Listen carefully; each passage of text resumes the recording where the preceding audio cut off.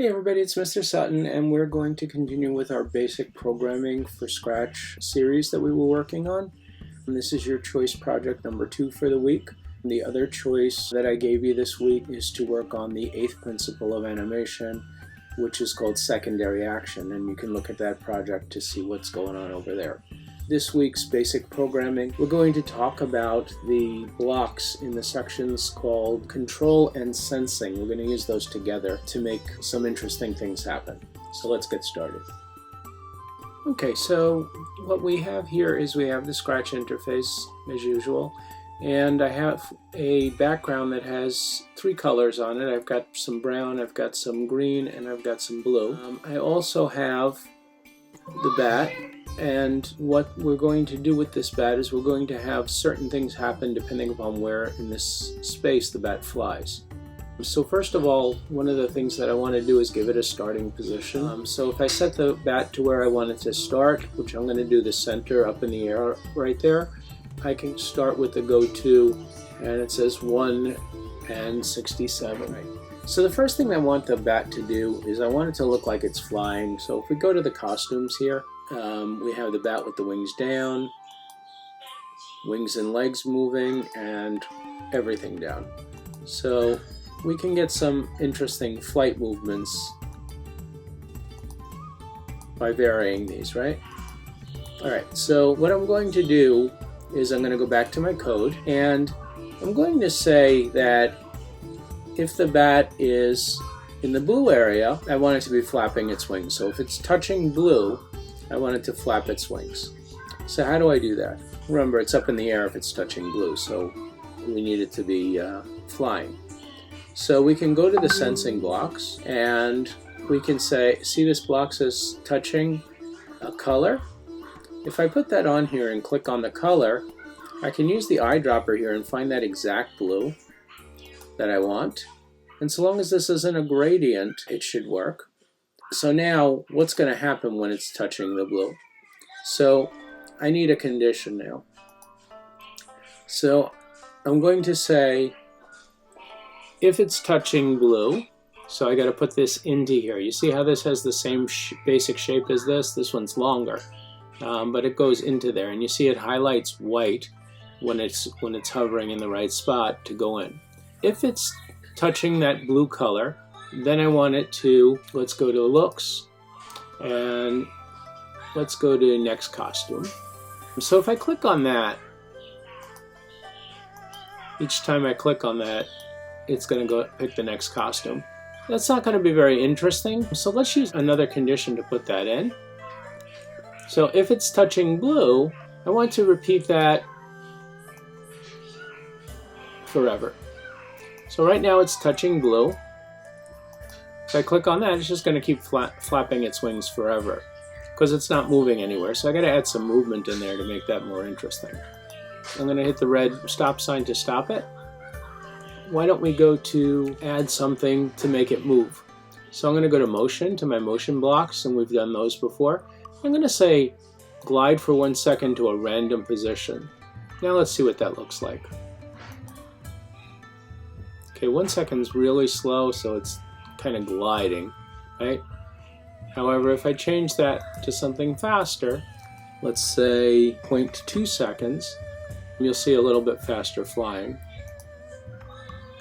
Now what happened down here? It's not touching blue anymore, so it stops. So it's not going to keep repeating. Let's go back to this again, and we'll take in, if it's touching, we're going to put it in here. Remember, it has to highlight white, and we're going to go get our thing and touch the green. So if it's touching the green, what do I want it to do? So let's have it, from touching green, make a sound. So I'm going to go to sounds. We're using all the blocks that we've been using so far. So let's say play start the sound, and that sound is a modified owl sound, I think. So it says owl in there. Now I can also take this and put it in here. So now we have, if it's touching blue, it's going to flap its wings, and if it's touching green, it's going to make the owl sound. But it's going to get stuck in that area anyway, so let's add another motion. Let's say go to a random position. This time instead of glide, we're going to say go to a random position, And with the go-tos, we often need to add a wait time. So let's add a wait 0.5 seconds. Now let's see what happens when we click on it. So we want to get this in first so that it's starting out of that area. So it's starting in a blue area where we chose it to start. Why don't we give it an event? Let's try the space bar instead of the flag. I use the flag like every time. Alright, so now when I press the space bar, it's going to go to that position, fly. So I got some interesting things going on in here. And that's going to go on and on forever and ever unless I do something to change that code. Alright, let's pull these out and get rid of forever. And let's go to, instead, repeat 10 times. And we'll put that in there.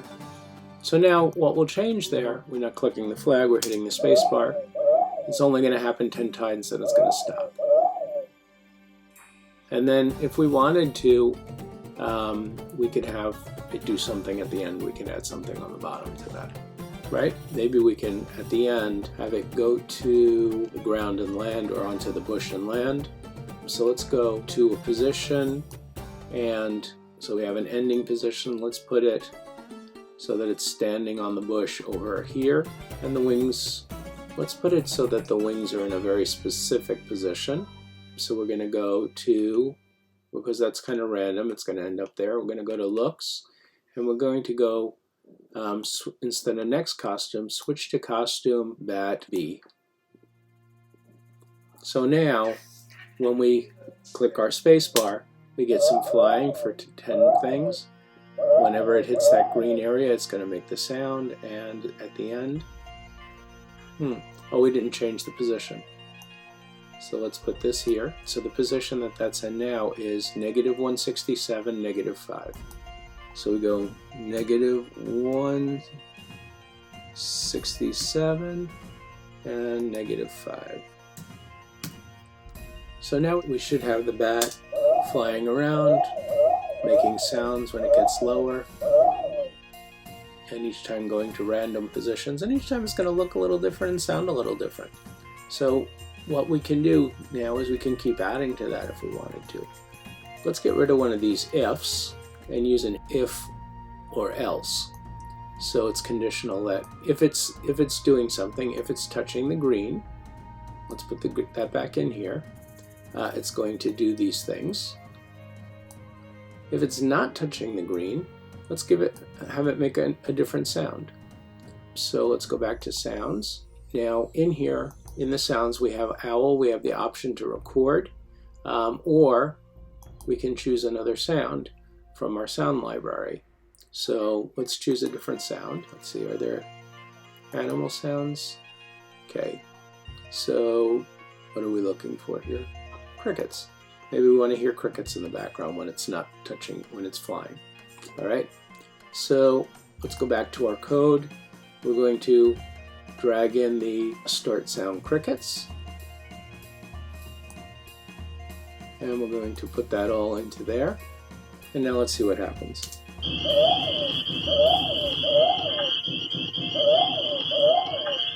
So now we're making like a whole scene of different things that are going to happen. If we want to, we can stop the sounds at some point. Stop all sounds when it lands.